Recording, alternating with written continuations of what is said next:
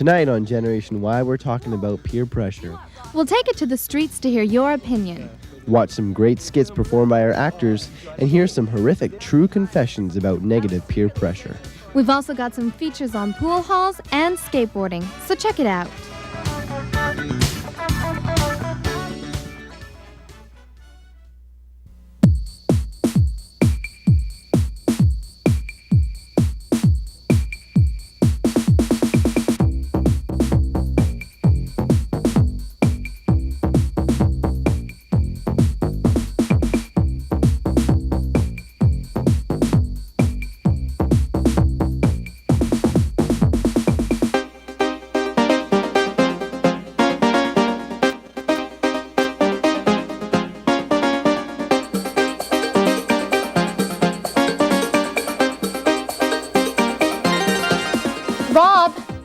Rob, we're on air now. Oh, jeez, I'm sorry. I totally forgot. I'm sorry.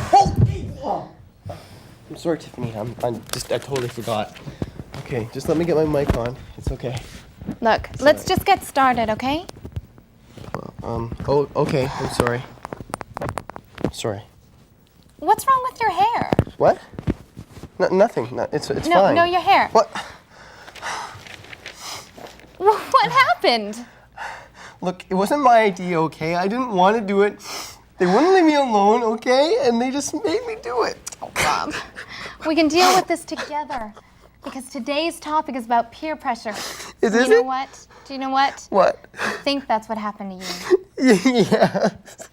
Hopefully by the end of today's show, we'll be able to help Rob and the viewing audience to understand peer pressure better. And hey, we have some, great things coming on today's show, don't we? We sure do. We have true confessions, and we take it to the streets to hear your opinions. Yeah, and we'll also watch some great skits and get some tips on how to deal with negative peer pressure. We also have some amazing features on today's show. So let's get rolling with feature number 1 on Q's Billiards, the latest in Hangouts. Let's check it out.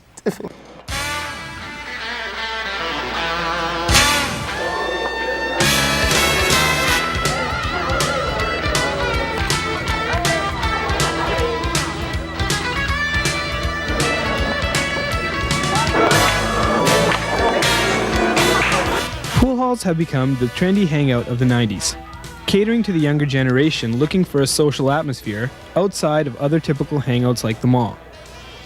Why have pool halls become so popular? Well, mainly because anyone can play pool.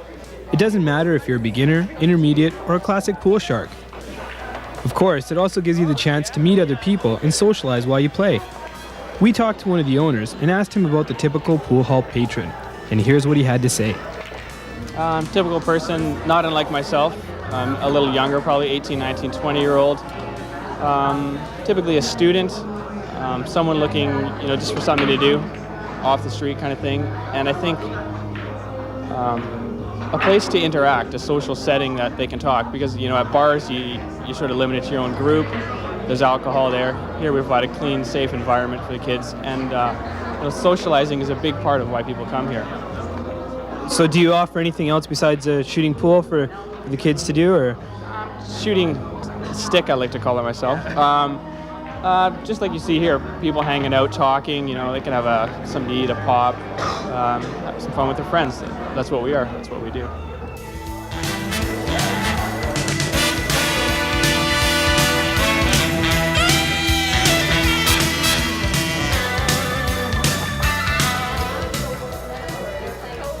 Well, obviously this is a cool, trendy place to hang out in, but besides that, it also offers teens a warm, safe, and controlled environment for them to enjoy themselves.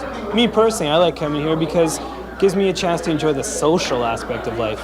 But we walked around and asked a few teenagers in the place what they thought and why they come here. It's fun to get away. I love playing pool. It's great. Friends always come around, so it's a good place to hang out, meet your friends. It's a good meeting place, basically. People are always here that you know, and it's great. It's fun. It's pretty cheap, too. So what do you think you'd be doing right now if you weren't here? If I wasn't here, I'm not sure. I'd either be sitting at home watching TV. Okay, so why do you like coming here? Well, because all my friends come here and it's fun and relaxing, and it's a lot better coming here than most places. Okay, and what do you think you'd be doing if you weren't here right now? know, sitting around with friends, just hanging out on the streets, doing nothing. What do you think you'd be doing if you weren't here right now? Nothing much, because there's nothing to do around this area too much. So I think I'd be staying at home. Well, pool's become really popular. What do you think it is about the game of pool that drives teens to flock to these types of places? Well, I think it's because a whole bunch of people can get together and play one game of pool, split the price, and, you know, it's nice and cheap. So what makes you come to a pool hall or a place like this? Friends, get better at playing pool, and I don't know, spend time. Well, it's a good place to hang out. I mean, if we have nothing else to do, we like to come here, shoot some pool. Better than, I don't know, going out and eating or something. It's fun. I like it here. It's cool. I think we fill a niche in the marketplace, whereas most billiard clubs are 18 above, 19 above. They exclude the kids from being part of the social scene, and I think that's what we're here for, and I think we do a good job of that.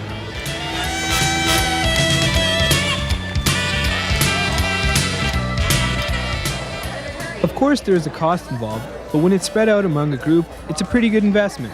Socializing in a safe, warm environment with all your Generation Y friends. It looks like the pool hall trend is here to stay.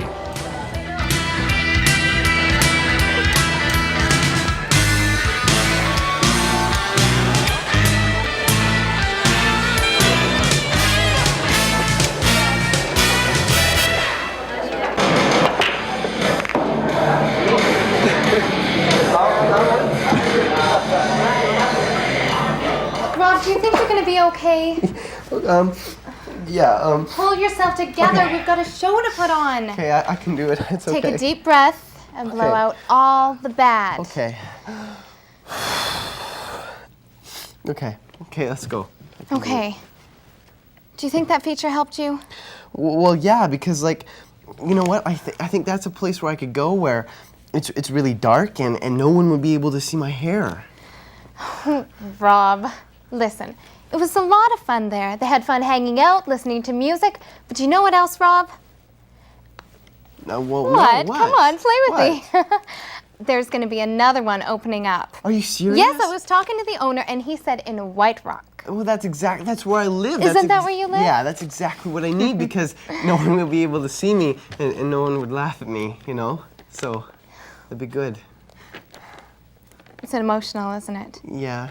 Rob, I think you should tell us about what happened. Tell us. No, I don't want to talk about it, okay? No, Tiffany, no, I can't talk about it. Well, do you know what? We found some brave souls willing to share their true confessions. Do you mean someone else went through hell too? Yes. Great, let's watch. Let's check it out.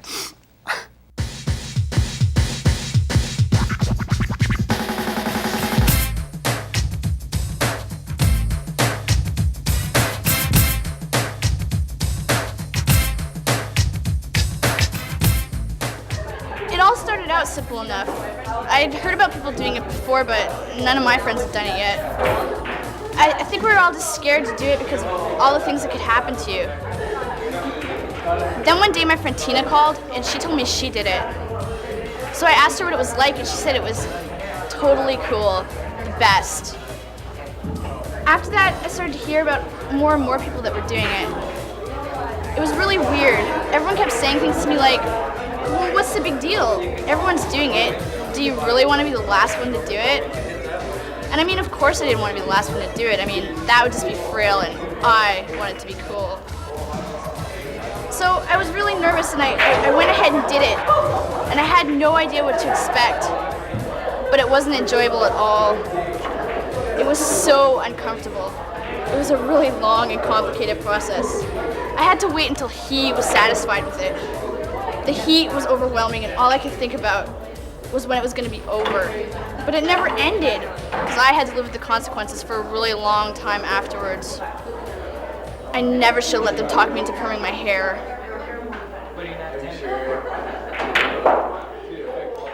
Boy, that was horrible, her hair was so bad and I can really relate to that, hair problems. Do you know what? She really had a hard time, but she's really dealt with it really well. Mm-hmm. She's progressed. Now she can deal with it. Wow, that's good. And she agreed to come here and tell us about it. Did she?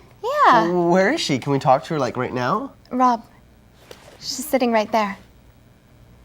Oh, hi. Hi. Welcome to the show. You know, that just looked like it was so, like, horrific for you. What types of things happened to you after you got that horrible perm? Well, it was really awful. I mean, I couldn't even face my friends, my family. I stayed in my room all day, couldn't go to school. I couldn't even answer the phone. What sort of treatment did you go through to help you deal with it better? Well, I didn't go through any treatment exactly. I just kind of helped myself, you know. I talked to my friends, I talked to my parents, you know, and they made me feel a bit better about it. That's good. Well, what sort of special treatment did you use at home? Were there products, hair products used? Like, Yeah, layers of gel, hairspray, conditioner. Oh, it was Must have got brutal. really expensive. Did anyone desert you? Well, you know, people at school wouldn't talk to me. They make fun of me, call me buckwheat and Brillo head. I mean, it was really awful. I couldn't. Oh, that's terrible. there's no type of support group out there for people who get bad perms, or was there anywhere you could go to find out how to deal with it, or did you have to just do it on your own? Well, I tried to find support groups, but no one would talk to me with my hair like that. No one would give me information. I just was so alone. Oh, wow. Do you have any information for those out there thinking of getting a perm? Well, look into it first and don't let your friends talk you into doing stuff that you don't want to do, because you can make really big mistakes. Yeah. Jeez. Well, why do you think you went ahead and got the perm? Like, did you want to get one, or no? Well, I did want to get one because everyone was doing it, and you know, I didn't want to be like the geek. So you know, I just went ahead and did it. I didn't want to be uncool. You know, I wanted to be cool. Now that you're able to deal with everything, do you feel that you've started a whole new life? Yeah, I've you know, I've gotten my self-confidence back now, and I feel a lot better now that my hair is tamed down a bit. But Yeah. Did people call you names at school? Like what kind of names did they call you? well, they Like, call me. Did anybody call you a clown at all? Yeah. And wasn't it so hard? Like when you have that hair, like it doesn't matter what outfit you wear, like everything looks bad, and you just can't do. Yes. As you can see, peer pressure leads to things like this. But it doesn't have to be just physical like a perm per se. It can be an addiction as well. We will now lead to true confession number 2, which has to do with an addiction.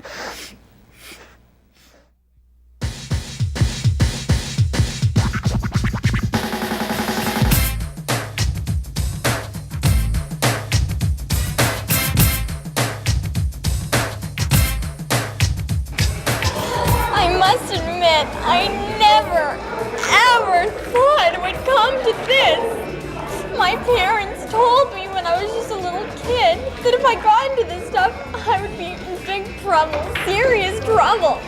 But I didn't listen to them. And now,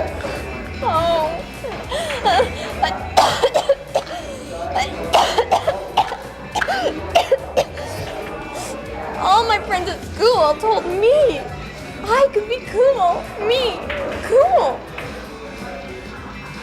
I knew they weren't good for me, but I bought them. I couldn't take the pressure anymore. They just would not leave me alone. So, I bought them. And now I'm hooked on them. I want these so bad. I just want to bite them in half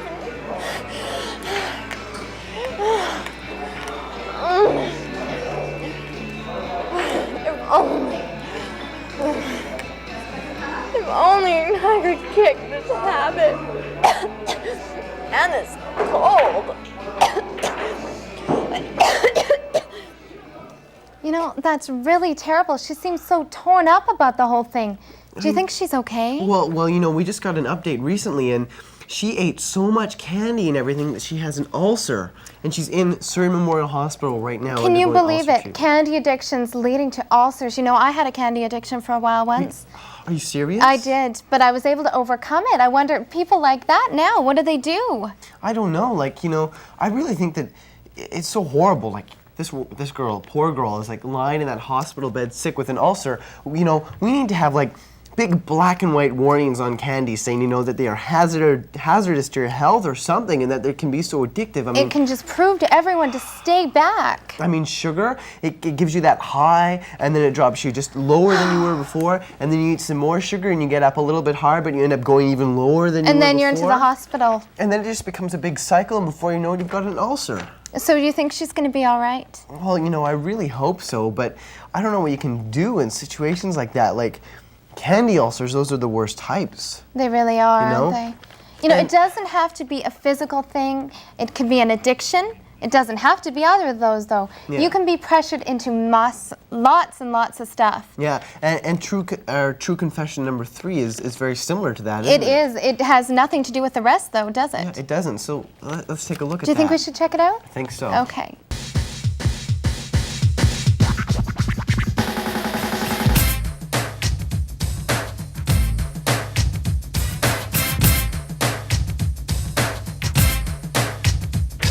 I only did it once.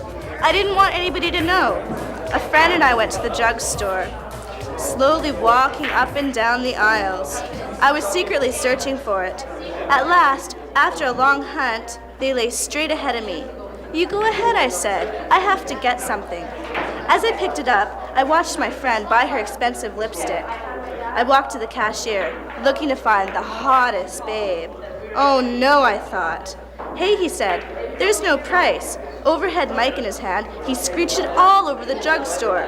"Price check, no name lipstick, cashier 3, price check." My friend gave me a horrified look. "How could you ever buy no name?" she said. From then on, I was strictly a cover girl. Well, okay, that was really, you know, that just sounded like it must have been horrible. We have Miss No Name with us here in the studio to talk Yes, we do. to You us know, about her experience. I can relate because as a girl, I know buying brand names is so pressuring. Yeah, like that must have been horrible. What types of things happened? Did your friendship end with your friend? Oh, definitely. I mean, my friend that was there with me, she won't even go shopping with me now. Like, she's so embarrassed. Wow. Do you strictly buy brand names now? Well, now I do because it was such a horrible thing that happened, so it's only... Well, how did you deal with it after it all happened? I went to self-help groups, and my friend put me on a drugstore relocation plan. Wow. Now, did the self-help groups, did they work? Or did they give you a lot of skills to sort of, you know... Oh yes, they showed me different ways on how to apply my makeup better and to buy the right kinds that were appropriate for me. Did you feel that you dealt with it right the first time, buying the no name? No, definitely not. It was a wrong thing to do. So if you could go back, you definitely would have bought name. Definitely. But do you think that's better than to just buy name brand instead of like standing up for yourself and buying what you think, what you like, or? Well, I mean, it saves you a lot of money buying no name, but your friends get embarrassed and they can't believe that you wear this other stuff. So do you feel that your friends are more important than what you truly believe in? Well, sometimes. What about money? Buying those brand names gets very expensive. Yeah, Yeah, it does, but you know, I have a job to support it now and it's working. things are looking up. Yeah. Well, that's good. And at school, did word spread? Like, how many people found out about this? Could you keep it quiet? Oh, or? it spread like wildfire. I mean, my friend, she told everybody, and I was like so ashamed. People laugh at me in the hallways. Are you serious? Did you feel Yeah. deserted, alone? Yeah, I felt really bad. I mean, it's only lipstick, but Have you been able to rebuild friendships, or did you go to a different Well, school to escape it all? no, I or- stayed at my regular school, but my friend's slowly gaining trust back with me, and she says that if I stay with my help groups, she'll go shopping with me eventually. But she did call you names in the beginning and stuff? Yeah. Yeah. Well, You know, that's- Tiffany, Miss No Name, I can relate to that so much because, like, this is so similar to your situation because every day, every okay, damn Rob, day. It's okay. Thank you very much, Mrs. No Name, for being with us there today. If you can notice now, most that we've done so far is very mocking of peer pressure. But peer pressure isn't always a negative thing, is it, Rob? Well, no, it's not always a negative thing. It could be positive sometimes. But it is serious. Yeah, it is a serious issue, and we have been having a bit of fun with it now, I guess, up till now. Yes, we have. But now we're going to go to the streets to make sure we know what you know Yeah. about peer pressure. And now for my next number, I'd like to return to the classics.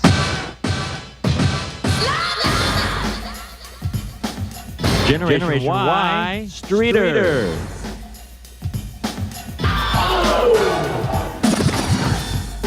Def Jam. Def Jam. Okay, in your own words, define peer pressure. When you feel like you're supposed to do something that your friends are telling you to do, rather than trusting your own instinct.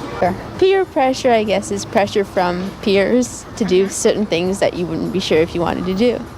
Define peer pressure. Friends who tell you to do things that pushes you to do things like what they do. It's when your friends want you to do something that you're not sure of.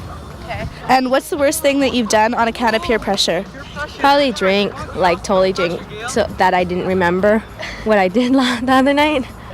Okay, and why do you think teens give in to peer pressure? Because to be accepted, I guess. You know, they're afraid if they don't do it, then no one will want them, and that's the thing teens want to do, is to be accepted. In your own words, define peer pressure. The pressures put on you by those around you who most affect you.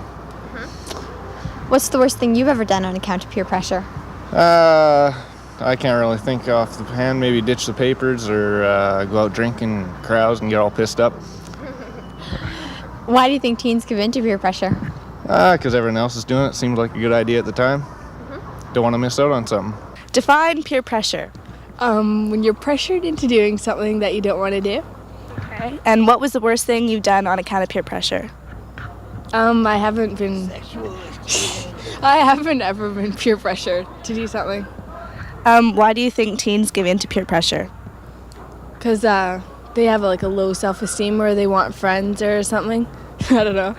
Peer pressure is like getting pressured in something you don't really want to do, but your friends are all doing it and you just kind of give in. Yeah, you give into it.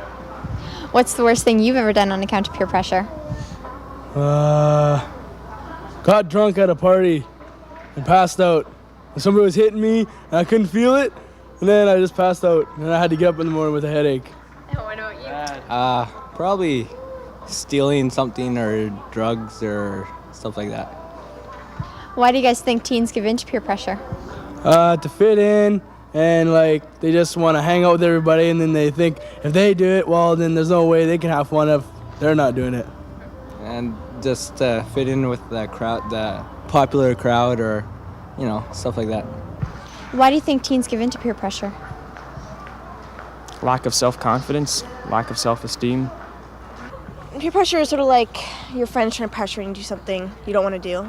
All your friends gagging on you, Okay, what was the worst thing you've done on account of peer pressure? Haven't, never gave into it.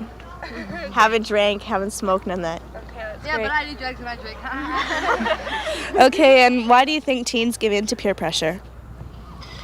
Because they want to be part of the gang, want to be with their friends. But it's not always like that. Your friends will always pressure you, because if they do that, then there's no friends worth having, right?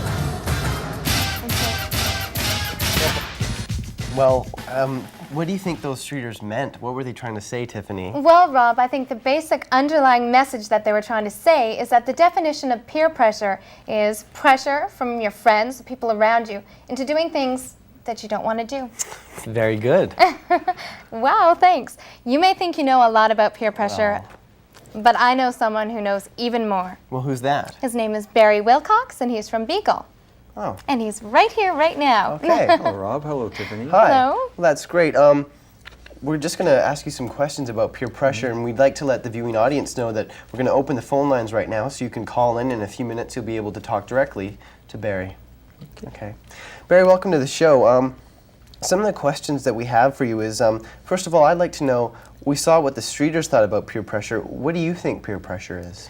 Well, I think it's a number of factors, Rob. I think the most important is the wanting to belong. I think we all want to belong. We want to fit in. We want to feel connected. And I think that peer pressure is all part of that.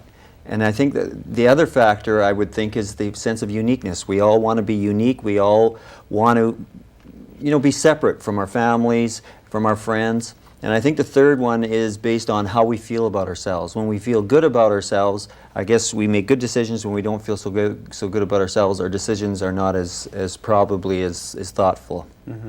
Now, we've tried to make clear here that there is negative peer pressure and positive peer pressure. Is there a fine line between negative peer pressure and positive peer pressure?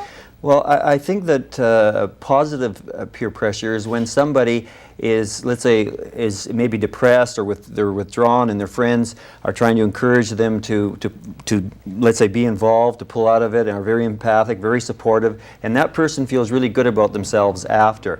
I think the negative peer pressure is when somebody's not feeling very good about themselves, and they're in their social group or crowd, and they're expected to do something, and they don't really feel good about it, and then they do it, and after, as you know, it's been alluded here with the street people, after they feel very, very poorly about themselves. Yeah. So it's not so much what it is they're being pressured into doing, but how they feel about doing that? Yes, yeah, that's essential, because when you feel good about yourself, you know after that your self-confidence is uplifted, and I think you make better choices. When you're not feeling good about yourself, you feel more depressed, and I think that becomes a sort of a downward spiral, and then you usually do things that make you feel worse about yourself.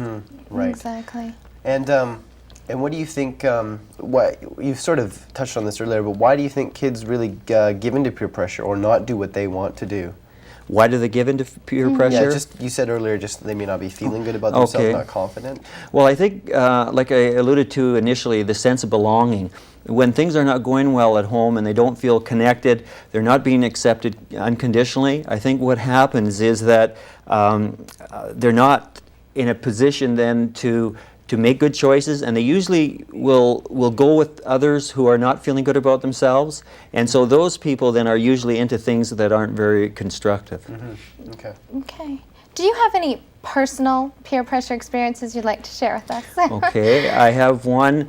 I can remember I was playing college hockey, and we played a game, and it was after the game we went to a party. And this is during the late 60s when marijuana was just coming in. And I remember going into a room, and there was a bunch of my teammates who appeared to be smoking. And yet, you know, I noticed that they were holding it in, and it wasn't just the conventional cigarette. And they asked me to come in and to try this. And I wasn't a smoker to begin with, so I guess it made it a little bit easier. But I just had a sense that it didn't seem like it was okay, and even though they were having a good time in that, it just, to me, it just didn't feel right. So I just, I refused. And as you can imagine, there were certain ramifications that went with that. I believe there are. Now we have Tony on line 1 who would like to ask you something. Go ahead, Tony. Tony? Are you there? Well, maybe we've lost Tony. I guess so. At William Beagle, does peer pressure come up a lot when you're dealing with kids? Is that a prominent issue, or? Yes, it's very significant, because I think that teenagers are faced with a real dilemma, because it's really important for them to fit in. They've got one foot still into their childhood, the other foot is reaching out into adulthood. And I think that what really helps them sort of establish who they are is the social connections that they make. And I find that you know, the kids usually, based on their interest and how they feel about themselves, will usually get involved with certain groupings. And then once they get into groupings, what happens is that there are certain expectations with being part of the grouping. And as a result, it puts sometimes a lot of pressure on students, and they're not sure whether, you know, it's going to be worth it to stay with a group, because sometimes what the group does is against family values and family attitudes, and that's something that I think most of us really struggle with. I believe it. So peer pressure, it was back when you were young, and now it's going to be around forever. You believe that? Oh yes, because I think what happens is that when you're in a group setting, people want you to be the same as them, because that's how you feel like you're fitting in, that's how you feel like you're being accepted. And I think what happens is that when you're in a healthy setting, usually those students are doing healthy kinds of things that are very productive. When you're in a setting that's not so healthy, those kids are not feeling good about themselves. So I think that's when it becomes negative peer pressure. That's right, and then they make poor choices. Yeah. Right. Well, right now we have Andrew on line 2 who wants to talk to you. So Andrew, are you there? I guess. Oh, Hello, Andrew. there he go ahead. is. Go ahead. How are you? Maybe Andrew had some negative peer pressure. I think he did. Had to hang up the phone right away. Couldn't handle it. Do you think there's a difference? Do you notice a difference where you work at William Beagle in grades? Like, is peer pressure more prominent in one grade or the other, or like as they get older, do they break away from it at all? Do students break away? Yeah, I think initially, especially in grade 8 and 9, I think it's really difficult because we have many of our students coming from different feeder schools, and they're all, you know, they were comfortable in a small setting, and now they've come into the big school, and now they may not be in classes with other kids who they've come through elementary school with, and I think they want to fit in, they want to be accepted by their grouping, so you know, that sometimes creates more problems for them, where I think the students that are maybe in grade 10 have already gone through that. They've established who they are, they're a little bit more mature. They've been through a bit more than the others have. Yes. We have Angela on line 1 now. Angela, go ahead. We don't think that there is peer pressure anymore, and that everybody has their own mind, and it has gone down. And my friend Melissa says the same thing. So that's just our comments. Okay. Well, that, you know, not everybody may feel peer pressure depending on your grouping, and you may not even know when you're under peer pressure. You know, that's another factor. But Angela, if you don't feel pressure and you don't feel that you have to make a choice that's not a good choice, then that's great. That's good. Yep. Do you feel there's anything we can do to change peer pressure? That's a tough one, because I think it's important for students, I guess for anybody, not just students, to have the skills, to have the resources to be able to make good choices, regardless of whether you're on your own or in a grouping. I think that peer pressure will always be there. I think that's, you know, because there are going to be other people who want you to be like them, who want to fit in and feel comfortable, and we all fit in and feel comfort. We all fit in with people who are we most comfortable with. Yeah. Right. Okay. Well, we have Andrew right now who would like to talk to Barry. Go ahead, Andrew. Oh, Jason. I'm sorry, Jason. Go ahead, Jason. Yeah.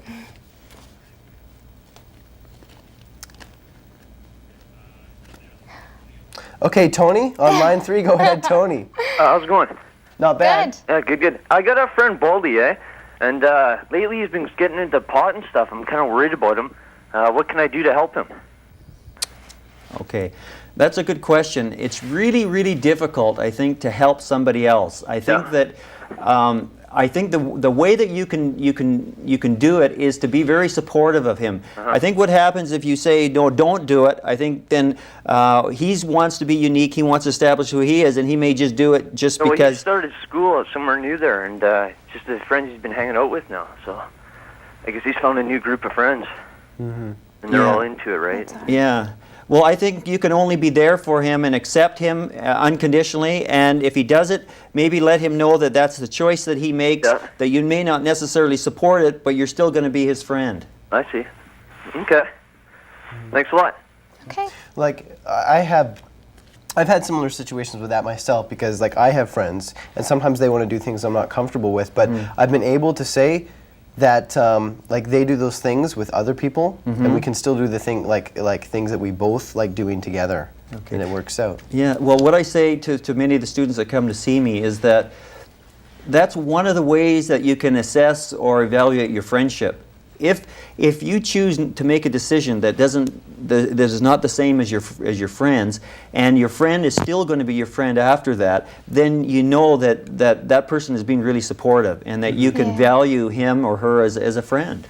Okay. Well, we have Julie on line 3 right now. Go ahead, Julie. Hi. I was just wondering how you would deal with this problem. As like part of the family, and you realize one part of your family is being influenced by peer pressure, how can the family help that person?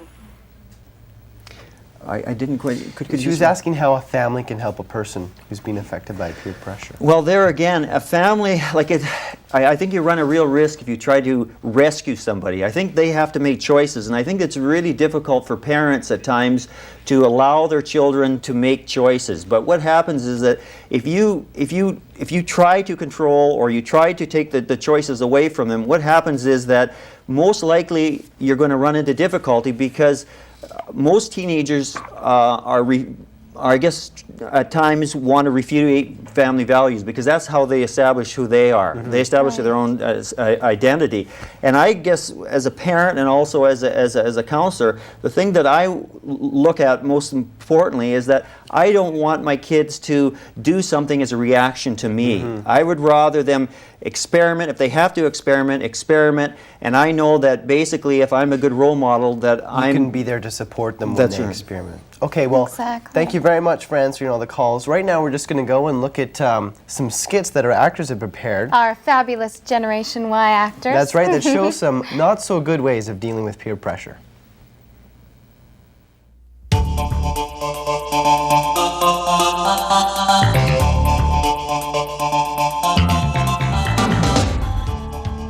Generation Y skits.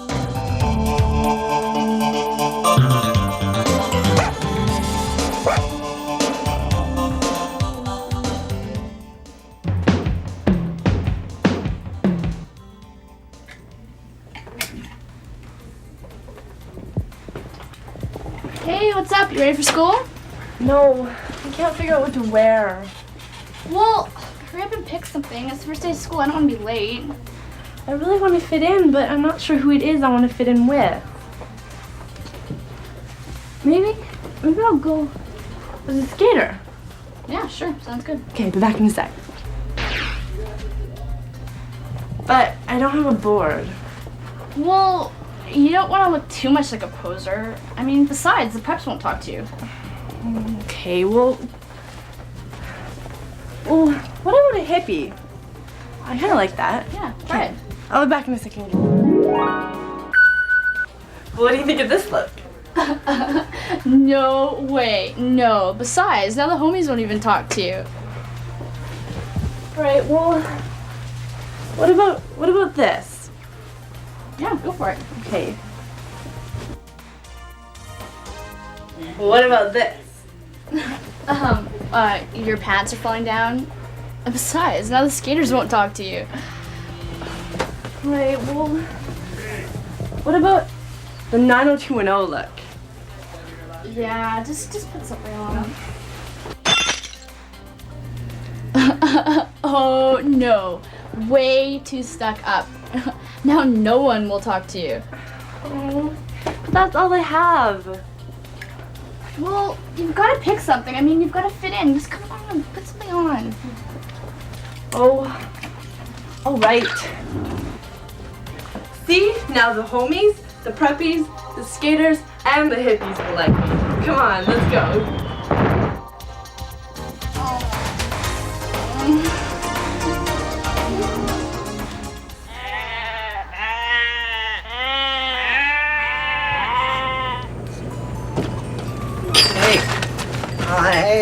Hey, stop brushing. Nice lunch bag, geek. Just because my mom makes my lunch for me. What a clown. It's not just that. It's not the fact that your mom makes your lunch. Just look at you. You're a geek. You're a geek, a big zero. You've got all your meals. Who for the asked next, you? You've got all your meals for the next month in there, Brian. Hey, let me see. No, Don't touch it. I do not. come on, Brian. I'm hungry. Didn't you learn to share in kindergarten? No. Oh, hey. Check this out, man. Green Day. Oh, Green Day. Green Day. They're my favorite band. Way to come around. Way to come around. Right on. We gotta get this. We got to get this. They're my favorite group too. Okay, whatever, Brian. Okay, Whatever. fine, Brian. Okay, it's $3.95. Okay, how much you got? Okay, I got 60 cents and some pocket lint. I got. Yeah, I got. How much is that? It's 4 cents. Okay, Four pennies. 4 pennies plus 60 cents equals. I don't think it's enough. No, man. I don't think it's enough Hey, either. wait a minute. What about? Hey, Bri, buddy. Hey, buddy. What do you want? You got any money?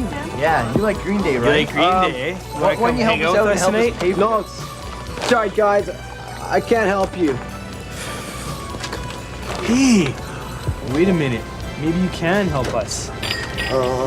What do you How's mean? about, well, how's about just sticking this magazine in your big old lunch bag there? You mean steal it? No. It's not stealing. It's just borrowing it for a little while. Just borrow it. Hey, think of all the girls you'll get. Yeah, you can hang out with us tonight when you bring it over. What do you think? That sounds really cool, guys. You gonna do it? Come on, man. Yeah. Just walk out quietly, buddy. Just go real slow, cool, like just go. Okay. Just go. It's okay. It's cool. You got it. Let's go. Yeah, go ahead. You got it covered. Okay.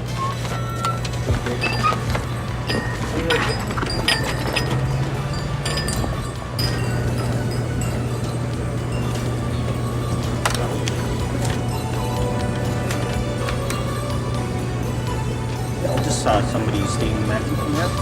Yeah, he just left on. Well, so those two skits sort of showed not so good ways of dealing with peer pressure. Yeah, they and, didn't really deal with it like, right, did they? No, like personally, I thought in the first one, the girl, like, she was spending so much time trying to pick the right outfit, like trying to please everybody, and in the end, I don't even think she ended up looking that No, good. she just wasted a lot of time, and she was too worried about fitting in. That's right. And the second one, obviously, I think it was clear that the nerd didn't feel like stealing the magazine, but he ended up doing it anyway. Exactly. Yeah. Now it's your turn. What did you think of our skits? Okay, I thought they were really revealing, but what was really significant about both of them was that the person compromised themselves in order to make the changes, and I think that when you do that, you lose touch of who you are, and I think it's really important to maintain your identity, because it's really ironic, because that's what most kids are looking for an identity, and yet they compromise it in order to fit in with the group. So they end up like going against what they're trying to accomplish. Yes. Okay, right now we have Aaron on the phone. Aaron, are you there? Yeah. Okay, go ahead. I think people make too big of a deal over peer pressure. Like, most people use it as a cop-out. Drugs, alcohol, cigarettes, crime are easy enough to say no to. Is it really so hard to make your own choices?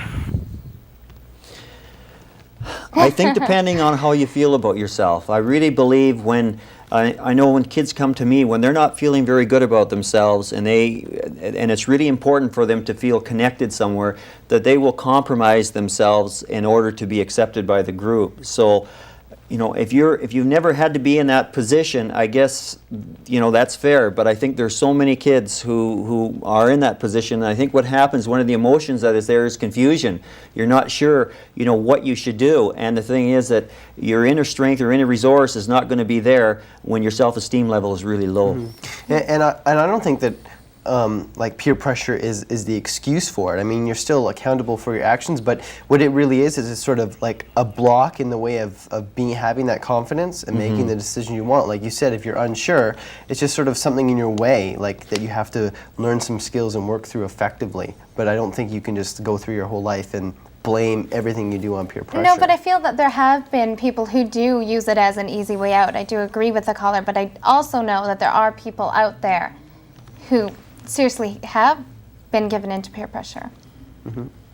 It's not easy because, like I said before, we really want to fit in, we want to feel connected, and if we're not feeling connected at home, then I think that we will look to those who we think that will accept us. And unfortunately, we're not always knowledgeable about the terms that the acceptance is based on. It's hard to know, isn't it? Now we have John on line 3. Go ahead, John. Yeah, hi. I just wanted to know, like, my friend, he dyed his hair just like the other friend there, and he did it because everyone else thought that, you know, it'd make him cool and everything, right? And like, he doesn't look good anymore, you know? I mean, what do you think about that? Just, you know, changing your appearance just to try and fit in and stuff. I mean, he doesn't really like it, his parents don't like it, and I was just wondering, you know, what do you think about that? John, this isn't a shot at me, is it? Yeah. Well, no shot to you or anything like Oh, okay. It's orange anyways, my friend. Okay. He dyed it orange. Okay. Well, it's really difficult to speak on somebody else's behalf. I think, like I was saying earlier, a friend accepts that other person unconditionally, and they can wear outrageous clothes, they can dye their hair, whatever. But I think ultimately the person, him or herself, will ultimately make a decision. I don't think you're going to have Rob probably wearing his hair the way it is when he's 30 years old. My hair right now is not the way it was when I was 18 years old. I think we change. I think it's important sometimes to experiment, not to the point that we compromise ourselves or that it leads to something detrimental, but I think that's how we determine who we are. We get a better understanding of what we like, what we don't like. I think it's healthy. And if he's there for his friend and supports him, then hopefully he'll come around to what he really wants to do. Exactly. Okay. Well, Barry, thanks a lot for talking to us about all these things. Right now, we have another skit that shows a better way of dealing with peer It's pressure. supposed to be the right way. It's closest to the right way as we can get. Okay.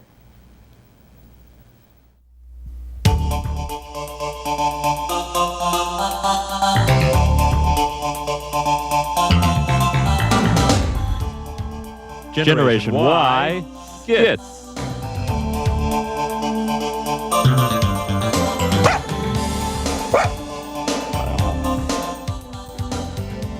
So, Kim, what do you think of Ross? I think he likes you. Well, he's okay. I mean, he's a bit forward. Forward? What are you talking about? Oh, come on. Didn't you hear what he said about unbuttoning my shirt a little more so that my chest could breathe? He's just flirting. I know, but I mean... Anyways, I think they're back. Hey, babes, we're back. Did you miss us? You bet. Aren't you forgetting something, loser? What? The beer? You said you were getting it. Hey, buddy, go get it. Whatever, you said you were gonna go get it. Mosey on out of here and go get the beer, man. Not on your night. Guys, why don't you both go get it? All right. We don't want those brewskis getting warm, eh? Yeah, that's for sure. Yeah, right. Beer? What? Little Miss Innocent doesn't drink? Well, you do want Ross to like you, don't you? Well, yeah, but... Well, Ross likes his girls that can drink with him. Loosen up. I mean, how do you think I got my hot little hands on Jared? It's only beer, and it's not gonna kill you. What if your parents come home? Did you ever think of that? Shut up, all right? Do you want Ross to hear you?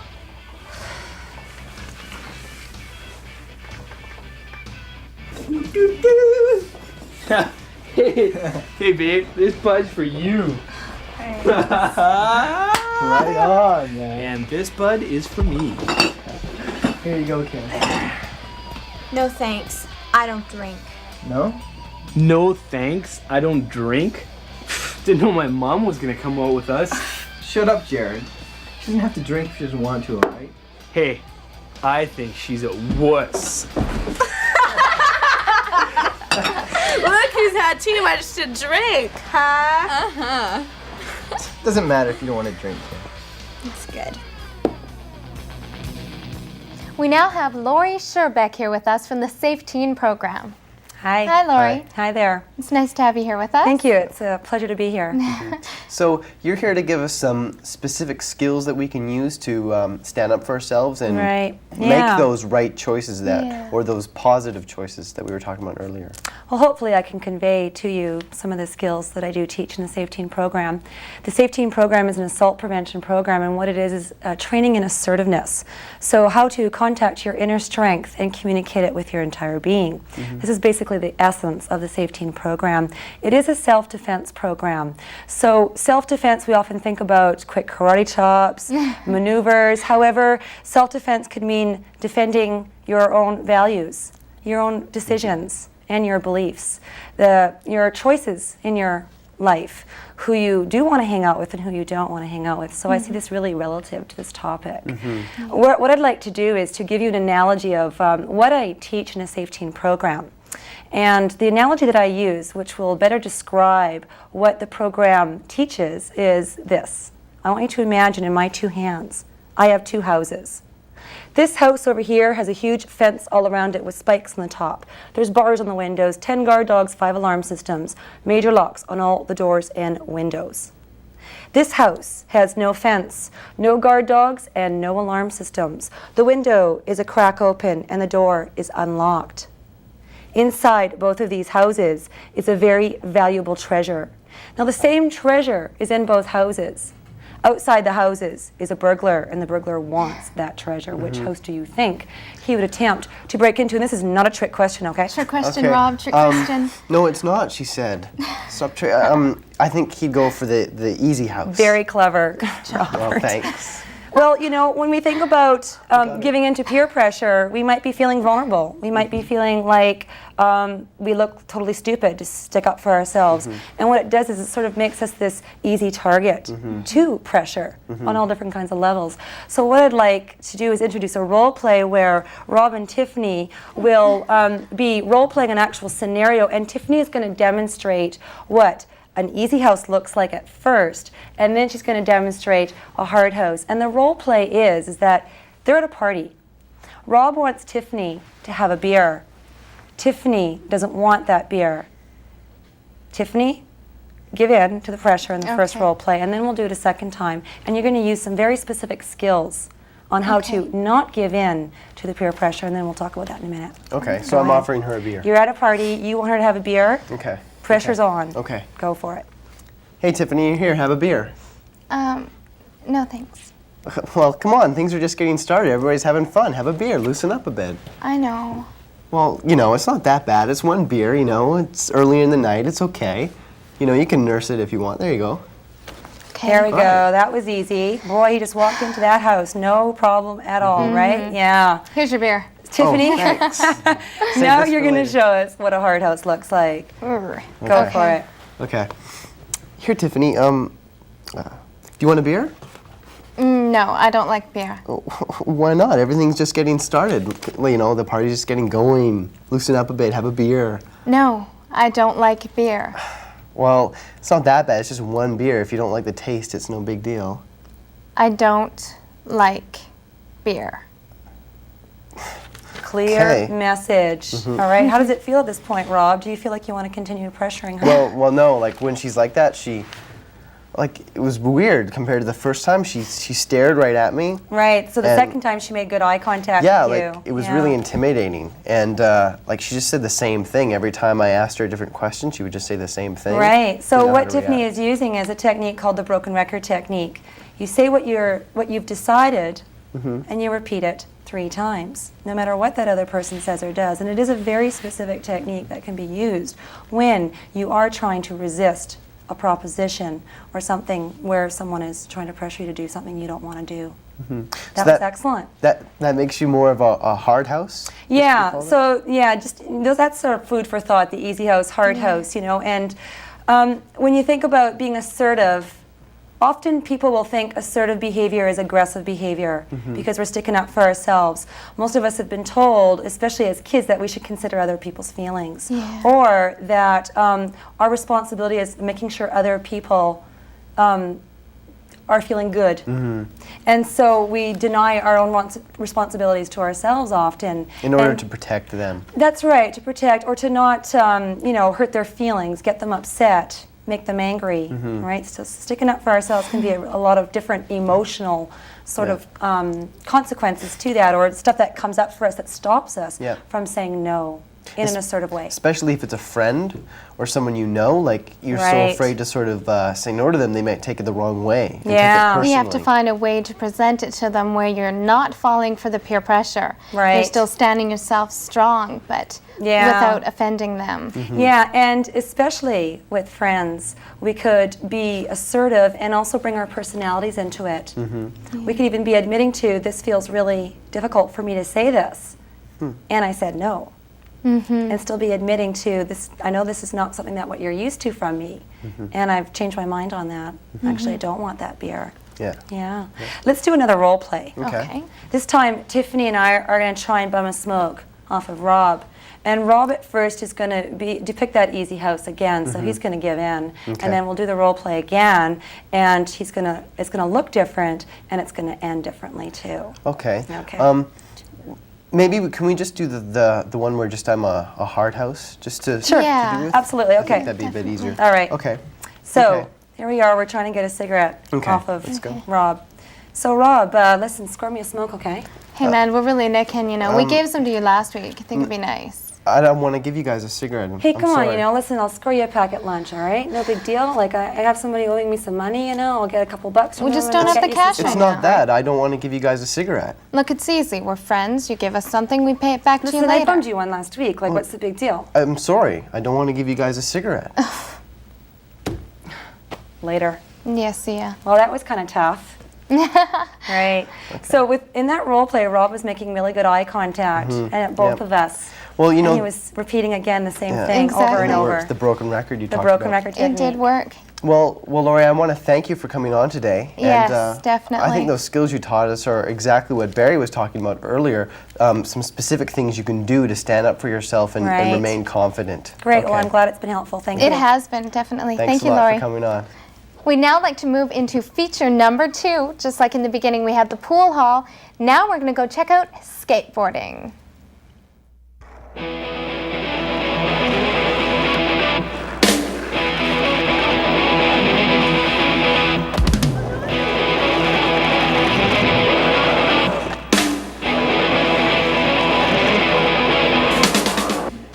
No doubt, skateboarding has taken off in the 90s. It's gone from an activity to an identity. Okay, I admit, when I was first handed this feature, I thought, oh great, a blonde preppy girl in the middle of the skate bowl, ridiculed and laughed at by all the skaters. So I decided to bring Karsten along, just for a little insight. Hi, we're here at the South Surrey White Rock Skate Bowl, the newest addition to a number of local attractions for teens in the community.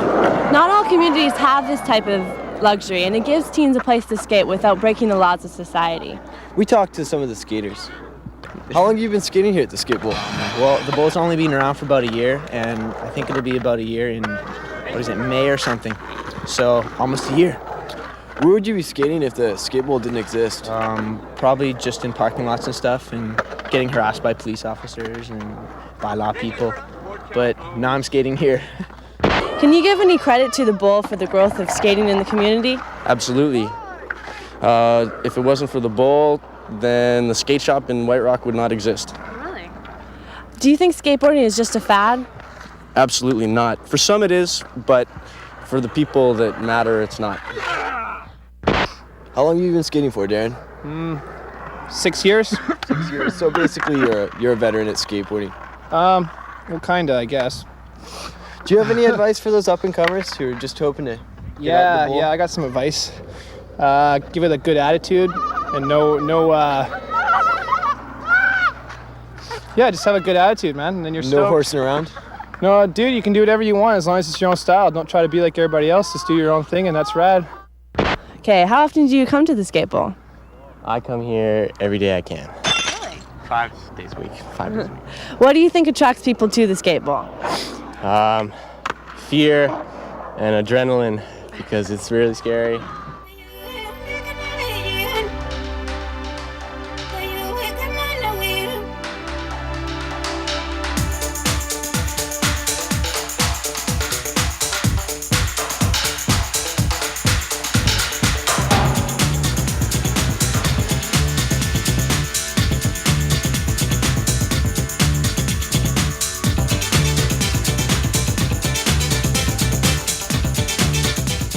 I noticed nobody's wearing elbow pads or knee pads. Have you ever had any injuries from skateboarding? I have had many injuries. I'll show you an injury if you'd like.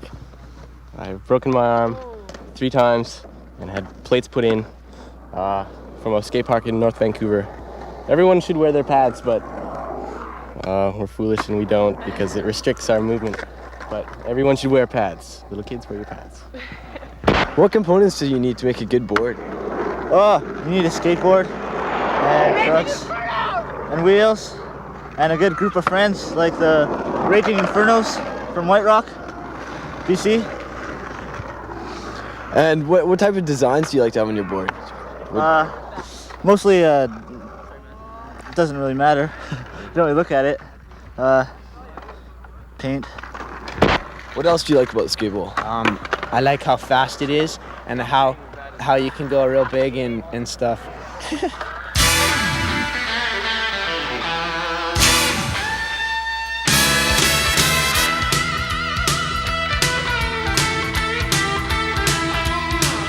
I really like it a lot.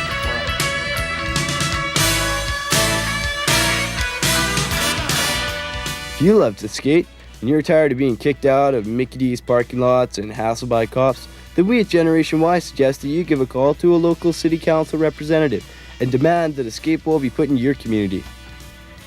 Hey, and for those of us who don't know how to skate, we can ask for our own dance clubs, pool halls, and even teen casinos. I do. I really like it. Mm-hmm. It's green. Yeah. It's lavender too, you know. That's It what the bottom very. is. Yeah. Hey, Rob, maybe with your hair color like that, you should go hang out in the skate bowls. Well, actually, you know, Tiffany, after watching today's show, I feel so confident. I don't care what anybody thinks. I'm comfortable with the way I am. Well, fine, but with that hair, you're going to have to find another way home because there's no way you're riding with me. Well, thanks for watching Generation Y. We hoped you learned a whole lot about peer pressure and how to stand up for yourselves, and that peer pressure is not only a negative thing. Unfortunately, Rob here didn't learn too much. Can I just have my hat back or something? We'll keep working on him. We want to thank everyone who took part in our Streeters, all of our Generation Y actors for taking part in our skits and True Confessions, and our two special guests, the consultant, the counselor, who is Barry Wilcox, a counselor from William Beagle Secondary, and Lori Sherbeck from Safe Teens. We'd also like to thank Q's Billiards and those scrumptious skaters from down in White Rock. And of course, Domino's Pizza for the fantastic food they've saved us. Saved us. They just gave it to us. Yeah. Now be sure to watch next month when our topic will be fads. See you next time. Bye. Honey, I know it's not. That was like us cheesy. Thanks. You're the one with the camera.